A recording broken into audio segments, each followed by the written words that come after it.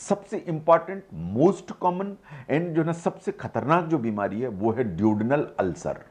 जो खाने की थैली है जहां शुरू होती है उसके एरिया को कहा जाता है ड्यूडेनल बल्ब। और ड्यूडेनल जो बल्ब होता है इसमें सबसे ज्यादा अल्सर होते हैं जिन्हें हम ड्यूडेनल अल्सर कहते हैं। और ड्यूडेनल अल्सर का सबसे भयावह जो कॉम्प्लिकेशन है वो बेसिकली ब्लीडिंग है। एक समय ऐसा था कि ड्यूनल अल्सर से जो ब्लीडिंग है वो अक्सर जानलेवा होती थी, लेकिन अब बहुत अच्छी दवाइयों के चलते बहुत परिवर्तन आ गया है। बट स्टिल जो मोस्ट कॉमन रीजन है वो ड्यूनल अल्सर है जिससे ब्लीडिंग होती है। इसके बाद नंबर 2 पर आता है कभी कभार हमारी जो छोटी जो ड्यूडेनम होती है उसके आगे के एरिया में गांठ या कैंसर जैसी बीमारी हो जाती है जिससे ब्लीडिंग आने का डर रहता है।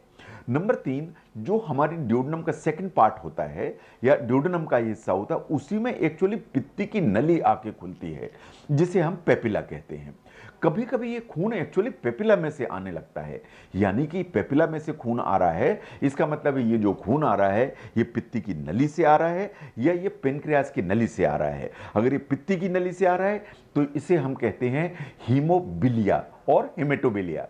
या कभी कभी ऐसा होता है कि ये आता है पेनक्रियास की नली से, इसको हम कहते हैं पेनक्रियाटिकस हीमोसकस, ये वहां से आता है ब्लड।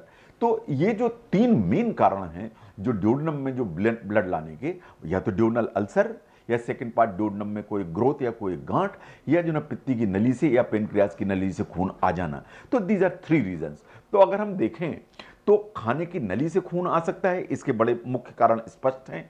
खाने की थैली से खून आ सकता है जिसके मुख्य कारण स्पष्ट हैं। और खाने की थैली के आगे ड्यूडेनम से आ सकता है जिसके कारण स्पष्ट हैं।